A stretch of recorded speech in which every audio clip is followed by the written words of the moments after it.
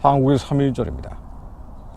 단순히 독립을 기념하는 날뿐 아니라 영적인 독립이 선포되는 날, 민족의 불임절이 시작되는 서막이 되기를 기도합니다. 온 열방, 세계 곳곳에서 함께 충고하고 있습니다. 광장에 몰려나온 그리스도인들의 기도가 하나님을 향한 직접적인 호소가 되기를 기도합니다. 먼저 여러분들 두려워하지 마세요. 겁먹으면 지는 겁니다. 두려워하지 말고 겁먹지 말아야 된다는 건 당연히 알고 있는데 뭘 두려워하지 말고 뭘 겁먹지 말아야 되느냐. 여러분 2월 27일 날 헌법재판소가 말도 안 되는 두 가지 결정을 했죠. 내용을 자세히 설명드릴 필요도 없습니다.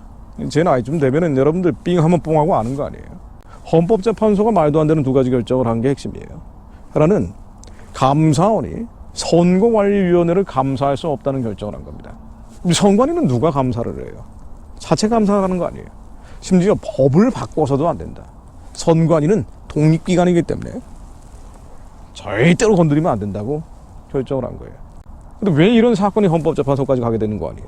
선관위가 지금까지 인사채용을 할 때 한 번도 제대로 한 적이 없다는 거예요.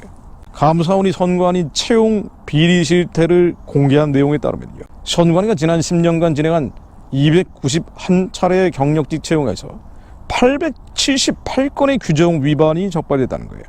위반이 없었던 채용은 단 한 번도 없었답니다. 291번의 경력직 채용에서 모두 다 규정을 위반했다는 거예요. 헌법과 법률을 위반했다는 얘기죠. 채용 공고도 없이 직원 자녀를 내정하거나 내부 인사만으로 시험위원회를 구성해서 자녀의 면접 점수 등을 조작하기로 했다. 공무원을 뽑는데 이렇게 했다는 거예요. 이런 식으로 선관위 장차관급 아들들 다 좋은 자리 줬다는 거 아닙니까? 채용 비리 제보 신고가 들어오면 우리는 가족회사다. 7인척 채용의 전통이 있다. 묵살해버렸다는 거예요. 가족회사. 공무원 조직이 가족회사. 7인척 채용의 전통이 있다. 피해 보는 일반 사람들. 선관위 직원이 되기 위해서 노량진 공무원학원에서 몇 년 동안 재산 털어 공부한 사람들은 뭐가 되라는 얘기입니까? 이런 불의, 부당, 불법이 어디 있어요? 그런데 그런 선관위를 감사하면 안 된다. 시도 선관위 과장은 8년 근무하면서 817일을 해외에 체류했는데 이 중 183일은 무단 결근 허위 병가했다는 거예요. 그런데 모두 정상 근무로 처리돼서 세금 3,800만 원을 챙겼다고 합니다. 로스쿨 진학을 위한 휴직은 규정 위반인데 졸업 때까지 눈 감아준 경우도 있대요. 감사가 시작되니까 비리 관련 자료를 없애거나 허위 진술을 강요하기도 했답니다. 이러니 투표용지를 소쿠리에 담아가지고 옹기고, 이러니 투표용지를 소쿠리에 담아 옹기고, 이미 기표한 용지를 다시 나눠주고. 그런데 북한이 해킹을 하는데 막지는 못한 거 아니에요. 여기에 온갖 부정의 의혹들 단 하나도 감사할 수가 없는 거예요. 그러니 부정선거 의혹이 나오는 건 당연한 거 아닙니까? 그런데 이런 선관위를 감사해서는 안 된다. 완벽한 마피아 조직으로 만들어버린 거예요. 2월 27일에 헌재가 내린 결정 중 하나가 바로 이겁니다. 또 하나는 최상목 대통령 권한대행이 마흔여를 임명하라고 한 거 아니에요. 국회에서 3명의 헌법재판관을 임명할 때는 여당 1명, 야당 1명, 여야 합의 1명으로 결정을 합니다. 그런데 2명을 민주당이 일방적으로 결정을 하고 국민의힘은 여기에 반발해서 투표 과정에 참여도 안 했단 말이에요. 그럼 마흔여를 임명하라고 한 거예요. 그런데 마흔여는 사회주의 혁명가로 활동해온 사람 아닙니까? 대한민국 체제 전복을 위해서 활동해온 사람이에요. 이런 마흔여를 해필이면 윤석열 대통령 탄핵 심판 결정 바로 앞에 임명하라고 최상목 대행에게 권고한 겁니다. 왜 이렇게 했겠어요? 왜 이렇게까지 무리수를 두는 거겠습니까? 왜 그럴까요? 여러분 그 의도로 나왔어야 합니다. 이건 완전히 불법이고 위법이고 위헌이에요. 법이라는 것은 모든 사건들을 규정할 수가 없습니다. 그래서 법원은 이 법을 해석하고 적용하는 거거든요. 정의라는 큰 원칙을 위해 법을 해석하고 적용하는 기관이 법원이에요. 그러니까 헌법재판소법에 이런 게 나와 있는 거 아니지 않습니까? 그래서 정의를 위반하는 법은 의미를 잃어버리는 거예요. 그런데 헌법재판소는 정의를 깡그리 뿌리째, 아예 그 뿌리째 다 짓이겨 버리면서 판결을 한 겁니다. 왜 이럴까요? 낙심낙담시키려는 거예요. 절망하게 하려는 겁니다. 윤석열은 탄핵되는 거야. 그러니 더 이상 지지할 필요 없어. 탄핵 안 된다고 반대 시위하지 마세요. 우리는 이미 결정했다니까요. 당신들이 어떻게 되돌릴 수 있습니까? 우리는 그래서 두 가지 결정, 이렇게 무리하면서까지 헌법재판소를 건드릴 수 없다는 거 당신들은 알지 않습니까? 선관위와 헌재 두 가지 기관만 장악을 하면은 당신들 아무리 많은 사람들이 모여도 10만, 100만, 1000만이 모여도 어떻게 해볼 수 없죠? 피아냥거리고 있는 거예요. 사람이 역사가 아니죠. 그리고 뒤에 있는 추하도록 악한 영들, 또 그들이 잡고 있는 정사권세, 어둠의 세상 주관자, 하늘에 있는 악의 영들이 발악하고 발광하고 있는 거예요. 왜? 두렵게 하려고, 낙심낙담시키려고. 그래서 우리는 먼저 우리 안에 죄와 불법과 허물들을 주님께 내려놓습니다. 그 뿌리는 두려움이에요.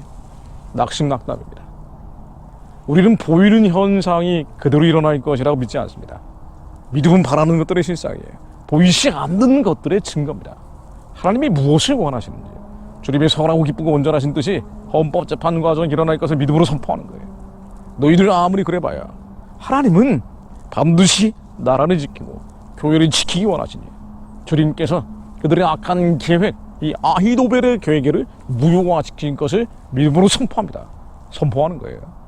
그러니까 헌법재판소가 이런 두 가지 결정 내려도 별거 아니에요. 여러분들이 광장에서 더 크게 외치고 하나님께 직접 호소하면 하나님께서 그들 마음속에 두려움을 푸셔서 아무리 8대0, 9대0으로 탄핵하라고 결정해놨다 그래도 그 두려움이 들어가면 판결은 뒤집어집니다. 야, 이러다간 천벌 받겠구나. 갑자기 마흔역이 뒤집어지는 겁니다. 정정미, 정계선, 이미선, 그리고 나머지 들러리 쓰고 있는 재판관들도 마음이 달라지는 거예요. 우리는 이런 역사를 계속 경험해 왔습니다. 예전에 윤석열 대통령 당선될 거라고, 대통령 당선될 거라고 여러분 기대하셨습니까? 아니요. 확률적 통계적으로는 불가능한 일인데 기도하는 자들이 안 됩니다. 한 번만 기회를 주십시오.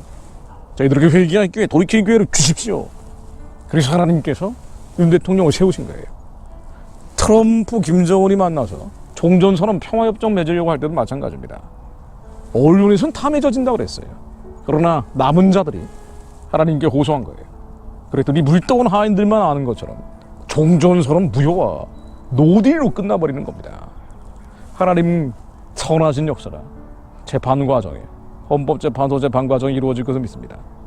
지금 눈에 보이는 대로 이루어질 것이라고 믿는 것이 아니라 하나님의 뜻이 하늘에서처럼 재판 과정에 일어날 것을 믿습니다. 뒤집어질 것을 믿습니다. 3.1절 모든 집회와 기도회가 이 민족의 불입의 역사를 시작하는 서막되게 앞서서 우리는 하나님의 뜻이 하늘에서처럼 대한민국 위에, 이 민족 위에 일어날 것을 믿음으로 선포합니다. 예수 그리스도의 이름으로 명하노니 여호와를 대적하는 세력들 신성히 깨어질 것이다. 예수 그리스도의 이름으로 하늘 유래로 저 교만하고 거만한 자들, 김일성 우상을 섬기며 유물론 공산주의, 유물론 사회주의 따라가며 대한민국 체제를 뒤집으려는 세력들, 저 가증한 세력들, 윤석열 대통령 탄핵시키고 조기 대선 탄핵 공작하고 있는 자들, 예수 그리스도의 이름으로 명하노니, 예수 그리스도의 명하노니 스스로 망할지어다. 하나님 말씀으로 역사해 주옵소서. 예수 그리스도의 이름으로 기도드립니다. 아멘.